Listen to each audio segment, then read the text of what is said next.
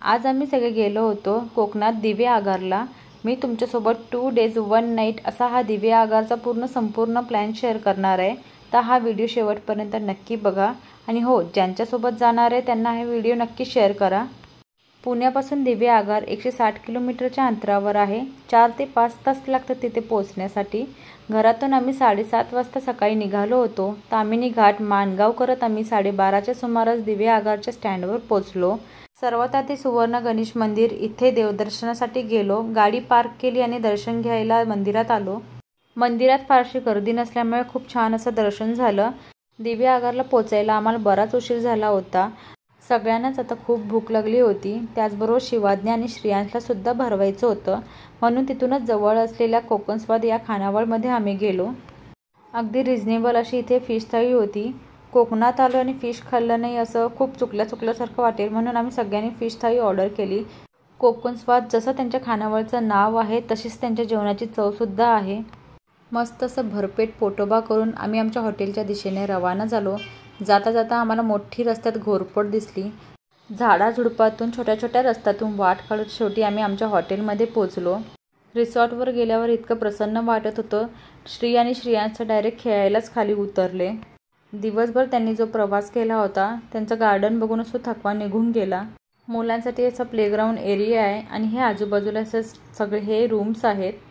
प्रत्येक रूमच्या बाहेर थोडीशी अशी स्पेस आहे, म्हणजे आपल्याला तिथे चेअर टाकून असं छान बसता येईल। प्रशस्त अशी ही बेडरूम आहे। TV, AC तसंच 24 तास इथे गरम पाणीसुद्धा आहे। इन्क्लुडिंग 1 टाईम ब्रेकफास्ट आहे। मील आणि डिनर हे तुमचे चार्जेबल असणार आहे। अगदी रिझनेबल रेटमध्ये अशी ह्या रूम आहेत। स्विमिंग पूल एरियासुद्धा आहे इकडे। या रिसॉर्टवर एंटर केल्यावर खूप शांत असं वाटत होतं आणि झाडीझुडपं असल्यामुळे खूप असं थंडसुद्धा वाटत होतं। शिवाज्ञा आणि श्रियांशने गाडीमध्येच झोप काढली होती, म्हणून ते आल्या खेळायला लागले। आम्ही सुद्धा सगळे इथे फ्रेश झालो आणि त्यानंतर छान फोटो काढले, व्हिडिओ काढले आणि थोडंसं ऊन कमी झाल्यावर आम्ही दिवेगार बीचवर जाणार होतो। इथून दिवेगार बीच अगदी वॉकिंग डिस्टन्सवर आहे, 5 ते 10 मिनिटाच्या अंतरावरती। या रिसॉर्टचा पूर्ण व्हिडिओ मी तुम्हाला एंडला दाखवेन। संध्याकाळी आम्ही दिवेगार बीचवरती पोहोचलो। 4:30च्या आसपास आम्ही बीचवर आलो होतो। थोडंफार ऊन लागत होतं। इकडची वाळू अगदी पांढरशुभ्र होती आणि आजूबाजूला फारशी गर्दी नव्हती, म्हणून खूप छान वाटत होतं। थोड्याफारच ॲक्टिव्हिटीजला सुरुवात झाल्या होत्या आणि इथे पोचल्या शिवाज्ञा आणि श्रियांशची मस्ती सुरू झाली। फॅमिली ट्रिपमधून पहिल्यांदाच आमची फॅमिली अशी बीचवरती आली होती। मुलं मनमोकळेपणाने पाण्यात खेळत होते आणि मी मनमोकळेपणाने फोटो काढत होते। खूप सारे व्हिडिओ आणि खूप सारे फोटो आम्ही काढले। ॲक्टिव्हिटीज मात्र आम्ही केल्या नाही, कारण की या दोघांमुळे आम्हाला ते शक्य होणार नव्हतं। मुलांचं तिथे मनसोक्त खेळून झाल्यानंतर आम्ही निघायच्या आधी तिथलं छान असं गरम घावणे खाल्ले। शिवाज्ञा आणि श्रियांश खेळून दमले होते आणि पाण्याला भरतीसुद्धा वाढली होती, म्हणून आम्ही परत रिसॉर्टला जायला निघालो। तर हा रिसॉर्टचा आहे पूर्ण व्ह्यू। इथले रूमचे चार्जेस 2,500च्या पुढे आहेत। सीझन आणि ऑफ सीझनमध्ये थोडे चार्जेस वेगळे असू शकतात। आम्ही इथे बुक करताना मेक माय ट्रिपमधून इथून बुक केलं आहे। इथे आपल्याला 4 व्हीलर पार्किंगसुद्धा अवेलेबल आहे। लेफ्ट साईडला इथे यांचा किचन एरिया आहे हा। राईट साईडला सगळा शॉवर आणि स्विमिंग पूल एरिया आहे। संध्याकाळी यांचं किचन 7:30 वाजता ओपन होतो। सो 7:30 नंतर आपण जे काही खायचं असेल ते ऑर्डर देऊ शकतो। बाहेर मस्त हलकी थंडी पडली होती आणि एकदम शांत असं हे वातावरण होतं।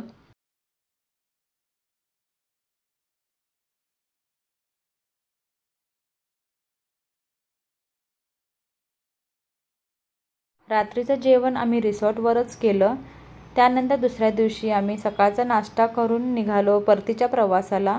जाता जाता आम्ही रूपनारायण मंदिराला गेलो, तिथे दर्शन घेतले। तिथे असे प्राचीन पुष्करणीसुद्धा आहे। दर्शन झाल्यावर आम्ही घराच्या दिशेने जायला निघालो। जाताना फिश मार्केटमधून आम्ही काही फिश घेतले। ताजी कोळंबी घेतल्यानंतर आम्ही निघालो हरिहरेश्वरच्या दिशेने। आम्हाला आरावी बीच बघायचा होता, म्हणून आम्ही त्या दिशेने निघालो। इथला हा बीचसुद्धा बघण्यासारखा आहे, पण इथल्या बीचवर आपण पाण्यात उतरून फोटो काढू शकत नाही, कारण की हा बीच थोडासा रिस्की आहे। पण आजूबाजूचं वातावरण खूप छान आहे। इथल्या सुद्धा आजूबाजू परिसरात राहायला रिसॉर्ट वगैरे आहेत। या बीचच्या आजूबाजूच्या परिसरात हॉटेलसुद्धा आहेत, रिसॉर्ट आहेत। हा बीच बघून झाल्यानंतर आम्ही माघारी फिरलो आणि निघालो पुण्याच्या दिशेने। बरीचशी दुपार झाली होती आणि आता आम्ही नॉनस्टॉप जाणार होतो म्हणून आधी जेवायला थांबलो। इथे आम्ही गुगलवरती हे रिसॉर्ट बघितलं, त्याचे रिव्ह्यू बघून आम्ही इथे जेवायला आलो। आजूबाजूचा परिसर तर खूप छान होता।